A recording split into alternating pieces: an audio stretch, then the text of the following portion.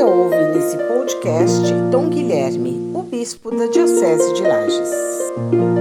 Com muita alegria eu saúdo a você, meu irmão, minha irmã, meus amigos que me acompanham sempre no podcast. No dia 21, celebramos aqui no Brasil o Dia da Árvore e dia 22 o início da primavera. São Paulo,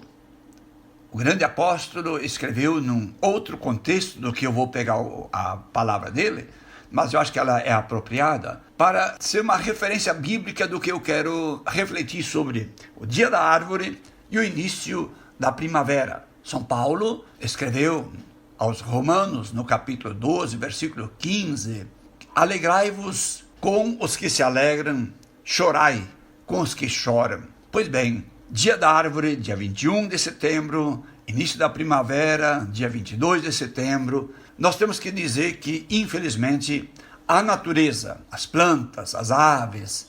animais terrestres ou as águas e tudo que nela vive, todas as espécies que vivem aí, inclusive os povos originários, como os indígenas, ribeirinhos, os povos das selvas ou os pantaneiros, famílias que habitam os biomas amazônicos, o Cerrado brasileiro ou o Pantanal, há meses choram pela grande e inigualável destruição pelo fogo, pelas chamas e a fumaça.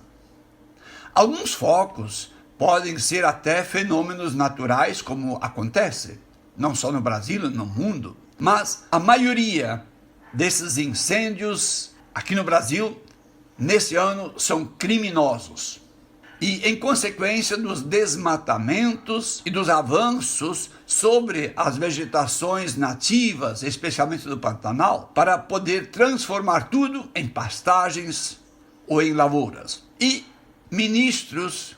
do nosso governo e governantes do mais alto escalão,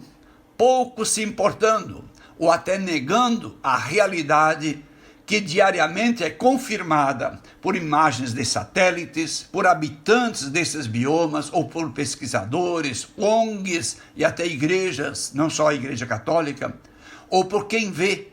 a mãe natureza em chamas incontroláveis, transformando tudo em fumaça, pó e cinza. Como celebrar o Dia da Árvore? Como iniciar uma primavera nesse contexto, onde o fogo ainda não chegou diretamente, as consequências já são sentidas pelo sol e pela lua, que já não brilham, encobertos que estão pelas fumaças. As chuvas ácidas e poluídas a espalhar venenos, ao invés de regar e fecundar a terra no início dessa primavera. Os aquíferos, os rios, os reservatórios até das águas que abastecem as nossas cidades, de amigas tornam-se inimigas e nos ameaçam por envenenar, porque essas águas, estão sendo envenenadas pelas fumaças, pelas fuligens, pelos tóxicos que vêm pelas águas das chuvas. Quem não chorar com a irmã árvore, quem não chorar com a primavera que está aí, às portas, quando essas árvores estão queimadas, mortas, e virados em carvão, quem não chorar com isso já não tem como ser considerado um ser humano. Como não chorar com a árvore que não pode mais oferecer flores da primavera ao ser humano porque virou cinza e pó? Como não chorar com tudo que tem direito à vida e está ameaçado e destruído pelo fogo? Ou voltaremos a nos relacionar com as árvores, as plantas, a vegetação toda, as águas e até espécies de seres vivos, como irmãos e irmãs, na grande rede e cadeia da vida? Ou caminharemos céleres para um suicídio global? É urgentíssimo mudar o olhar mercantilista e capitalista que se tem sobre a terra e tudo que nela existe, para voltar a olhar com os olhos de Deus e ver na terra a casa comum e de direito igual a tudo que vive nessa terra e existe nessa terra. Ou será irreversível a desertificação, a improdutividade, e será irreversível a vingança dura da natureza agredida pelas chamas, pelos ciclones, tornados e enchentes arrasadores, por secas sem solução, ameaças cada vez maiores e drásticas de mudança dos climas, onde, como aconteceu aqui na Serra Catarinense há menos de um mês, onde de um fim de semana com neves e temperaturas negativas de até 10 graus, para, numa semana depois,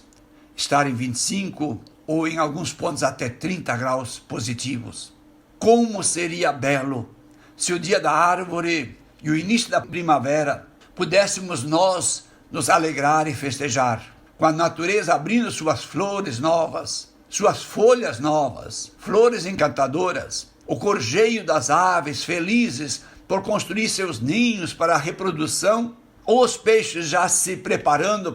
com uma farta alimentação e engordando para as piracemas daqui a um mês e pouco. Mas como fazer isso quando está tudo ardendo e o que não está ardendo está sendo atingido a milhares de quilômetros pelos ventos que levam as fumaças, as fuligens e os venenos? Mas nesse ano nós conseguimos até mudar a palavra de Deus, que nos diz no livro do Eclesiastes, no capítulo 3, versículos 1 a 8, onde diz que tem um tempo para tudo. Conseguimos mudar tudo isso, porque agora que seria tempo de se alegrar e sorrir, nós o transformamos em tempo de chorar e de morrer.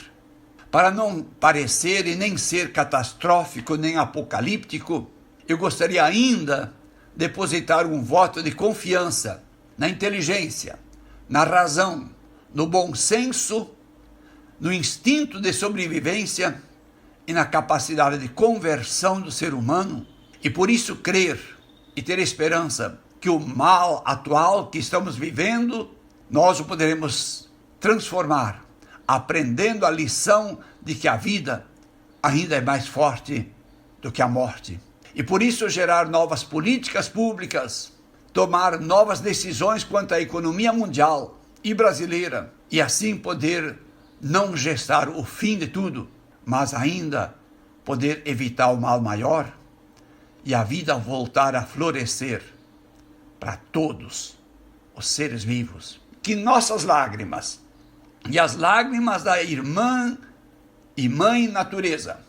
agora envolta em chamas e encoberta pela fumaça, possam essas lágrimas fecundar o coração humano e esse possa se sentir irmão, fraterno e não irmão fratricida. Essa é a grande esperança, que nós possamos aprender a lição e evitar o mal maior. Fiquem todos com Deus e que Deus nos dê a sabedoria de aprender com os erros que estão acontecendo.